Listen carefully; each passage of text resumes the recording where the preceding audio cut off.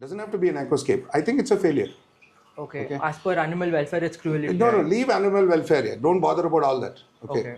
I'm saying, what is your own personal, you have to feel guilty. Right. Okay. See, somebody's house, they have a fish in a bowl. Animal welfare is coming? No. No, obviously not. What is the intelligence of that person? Right. He's an educated person. He's doing something criminal. He knows, and he's still doing it.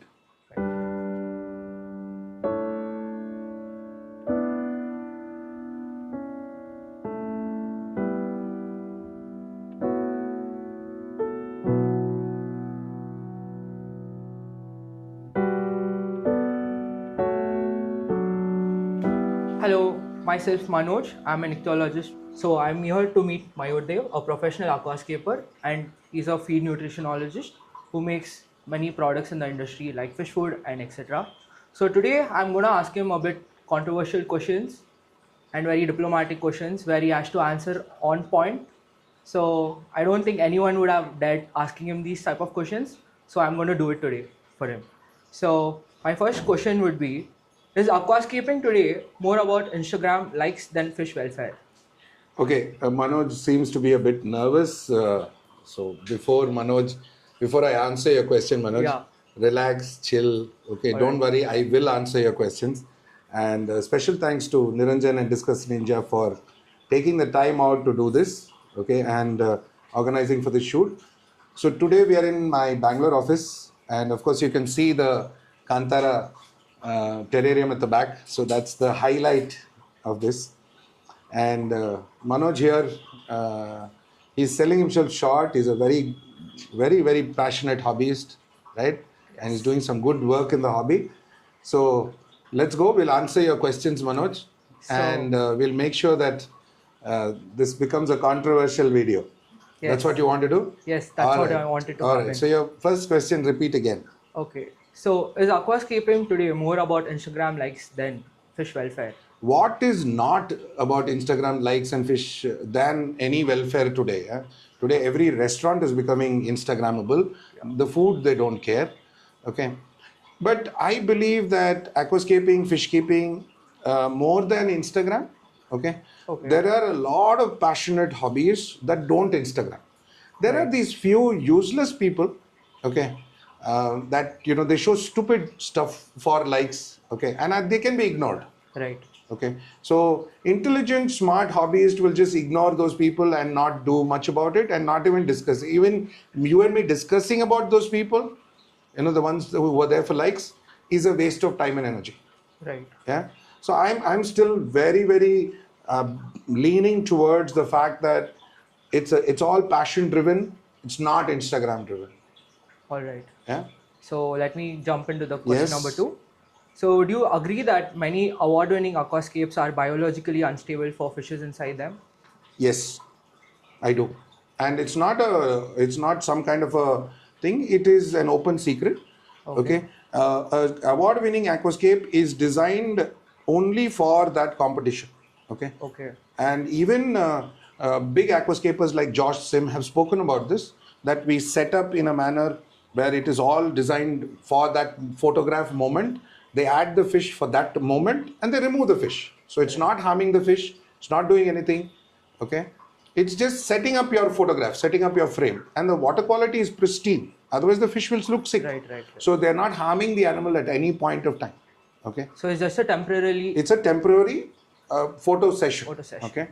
Once they take the photo, the fish go back into their natural tank, whatever they've kept, and the tank is dismantled.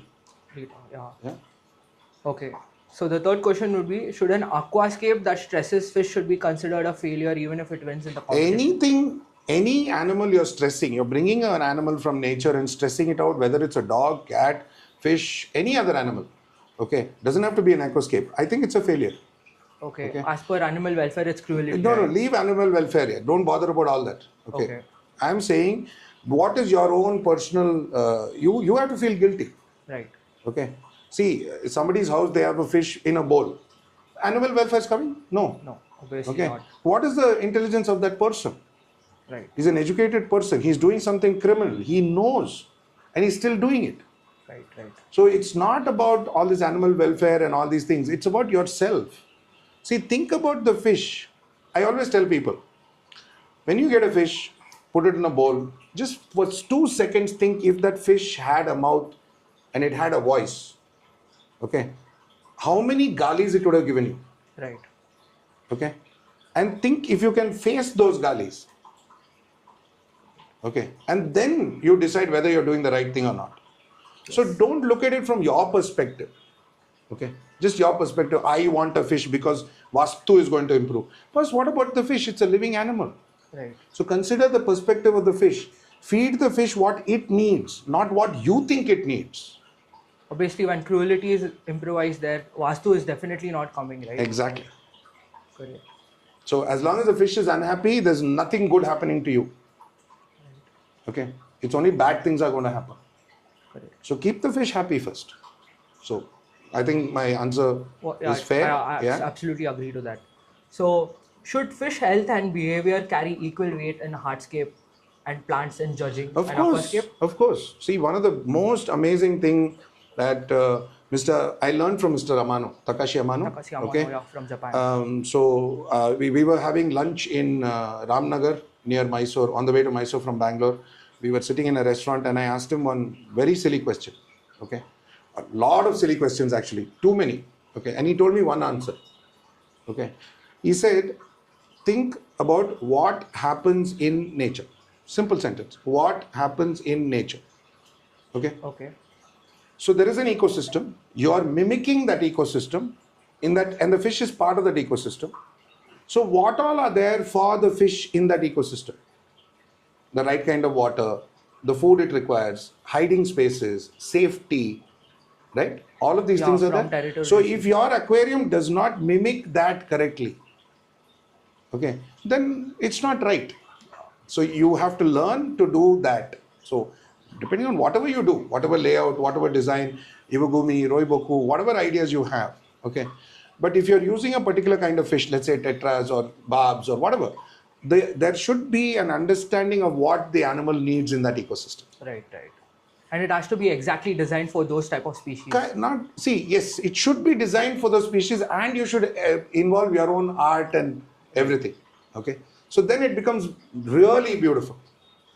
Right. Yeah. Okay, let me jump into the next question. Has social media created more aquascapers than aquarists? Possible. See, because today's day and age, when we started the hobby, say some 35 plus years ago, I'm 24 by the way, okay, not a day more than 24, but yeah, I started the hobby almost about 35 years ago. But those days we didn't have social media, okay, right. We didn't have exposure. We had a few friends who went abroad and brought some books and we would try to go through it. He bought an aqua journal, a friend of mine who's a shippy, and then we said, wow, this is Takashi Amano, this is what he does. So we were mesmerized. But today, because of social media, there is that good and bad, okay? Because a lot of good things, you can learn a lot of good things, okay? I've learned a lot of good things from many people watching YouTube and other social media platforms. People watch my videos and hopefully learn something, out of it. But there are also bad things, like you said, Instagram, they cut open the fish and do all these stupid things they do. Right. Okay, so that is also there. But I think good is always, it's more than the bad, okay? Right. Because people are good, they're empathetic, they're good people. And aquarium people are always good. Yeah. So the next question would be, are high-tech tanks addicted to chemicals, CO2 and need constant correction every time? You have to correct that question. What do you mean by high-tech? High-tech tanks are usually dosed by nitrogen, phosphorus and many other chemicals, right? To improvise plant health. See, this is a mistake. I'll tell you something. This high-tech, low-tech is all man-made terminology. Okay. I'll ask you a question. Yeah. What tech is nature? Natural. Yeah. So ecologically balanced. What tech is it? It's made by God, so everything is from atmospheric pressure to the soil. What everything tech is it? What tech? It is the highest of possible tech. Highest possible technology, yeah. That is what God has created. And God created CO2? Yes. Okay. So you say God, I say nature. Okay. but let's consider it the same thing. But nature's created CO2, nature's created a plant to absorb CO2, give you oxygen, otherwise you're going to die. Okay, animals are going to die. Yeah, ecological cycle is yes. present. So an aquarium, if you're mimicking nature, then the tech has to come with it. Right. Okay. And because you're in a place where you're using a particular kind of soil that does not have nitrogen for the plants to grow, you need to add the nitrogen. Right. Okay. So, but yes, there are a lot of chemicals that have come into the market, like glutaraldehyde and these kind of things, which are harmful to the human also, and to a large extent to the plant also. So that is something that people should educate themselves and use more natural enzymes or stuff like that. That's what I think should be done. So it is needed, but a correct understanding is required. Okay. Okay. If I myself, an ichthyologist, had to judge an aquascape, so do you think the level of judging in a competition would change according to fish health and the artificial level of scaping? So for people who don't know what an ichthyologist is a person who studies fish, and Manoj here is doing his PhD in ichthyology, so he's studying a little more about fish. Okay. See, your question again, I want you to repeat that question, please. If an ichthyologist had to judge aquascaping competition, balancing the fish health and the level of looks, how would we judge it? Like, would the winners sometimes be eliminated because lacks of you don't need an ichthyologist to judge a competition. No, okay. If we had to. It's like this. You don't need an engineer to change a light bulb. Right. Okay. So you don't need an ichthyologist. You need a hobbyist. You need somebody with the passion. You need somebody with heart, because if the fish is unhealthy, unhappy, it's visible. Right. Okay. So anybody would mark it wrong. So even in big competitions like the ADA competition, or IPLC or AGA, or many of these big competitions, if the fish looks unhealthy, the person fails. Right. So it doesn't need somebody who's doing a PhD in that sense. It needs a hobbyist. Right. Okay. Okay, I agree to that. Okay, let me get into the next question. Are most ornamental fish actually surviving, not thriving in home aquariums? I agree, yes. They're just surviving. They're just surviving? Yeah, because see, people don't... see, these are the points. So I've made so many videos on this, but I'll repeat that for you. One, before you go to a shop, learn about the fish you want to keep. The shopkeeper is a seller. Okay, he's not a trainer. Okay, he doesn't need to teach you about the fish. He needs to sell the fish. Simple thing. When you go to buy a car, the car salesperson does not teach you how to drive. He sells a car. Right. Okay. You go to a driving school and learn before you go and buy a car. Right? So just like that, before you go to an aquarium shop, learn about the fish you want to keep. Okay. Like the size of the tank, the kind of fish, where it comes from, whether it's natural, whether it's unnatural, what will it eat, what is good for it, what is bad for it, what are the tank mates, all of these things you have to learn. Correct. Then go and buy the fish you want to buy. Learn also how to buy the fish. Okay. Learn also whether, I'm buying a healthy fish or I'm buying a sick fish. Most people, they come to me and they say, no, we bought this sick fish and we want to recover it. Okay. Right. But every time you go and buy a sick fish, you're encouraging the shopkeeper to keep sick fish. Correct. Okay. Because he thinks that there are empathetic people like you who are going to come, and then that becomes a business for him. But when you go to a shop and say, no, I will not come to your shop because it's dirty.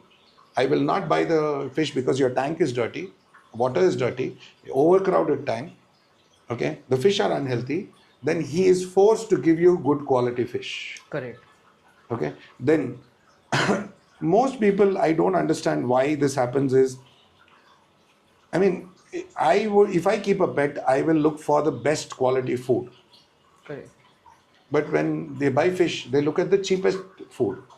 So obviously, if you want to eat biryani, you will go buy biryani and eat. You will never sacrifice on what you want to eat, right? Okay. But why do you want to? So, why do exactly. they want to sacrifice on? If you want to eat chicken biryani, will you compromise for crow biryani, kawa biryani? Obviously not. Why not? That's what they're doing here. When you want to feed good food to your fish, and then you go and say 20 rupees ka khana dena, yeah, give me food for 20 rupees. It's crow biryani only, boss. Yeah, today in the industry, most of the feeds have carcinogens, but people don't know about it, but they still end up feeding. Carcinogen is something that causes cancer. Yeah. Okay, not just to you, even the fish. Right. Yeah. So it's true because it's chemicals. Everything is chemical based, and people want to buy it because it's cheap. They don't realize the value of the fish.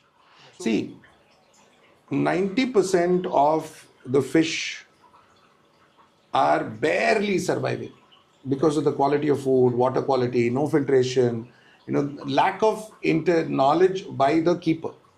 Right. So your point is very, very true. They're just about surviving, not thriving. Right. So actually, you answered my next 4 questions. So I will actually ask the questions instead. So why is longevity of the fish rarely discussed in the hobby? Because they don't know the longevity of a fish. Yeah. Do you know how long a goldfish can live? 20 years? Huh? 20 years? You know the oldest goldfish in the world recorded is 60 years old. Right. So I'm saying give it 30 years at least, half. At least half, yeah. Show me one person in the industry today who's kept goldfish for more than 5 years. No one. Rarely. There are a few people, but hardly, Hardly because people. they're ready. They think in 2 years if it dies, you've done a great job. So that's why they're barely surviving. Exactly.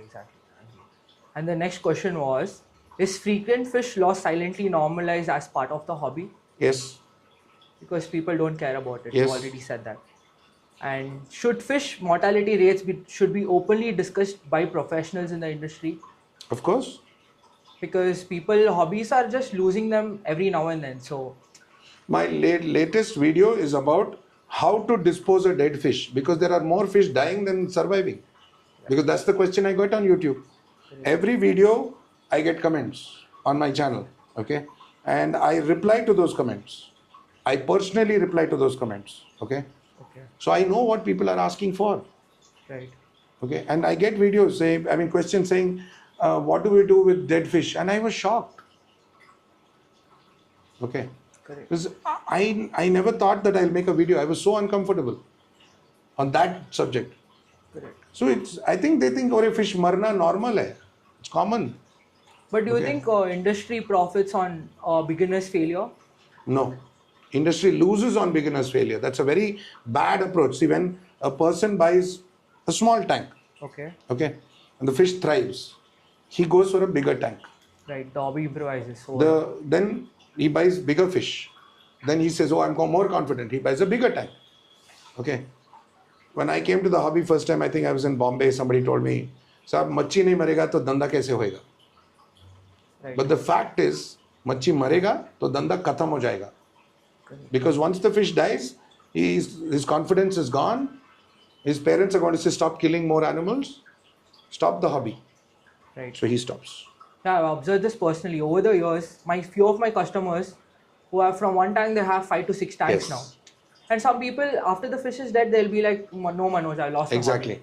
See, the most amount of customers or hobbyists that come to me are people who had shut down the hobby because of this issue.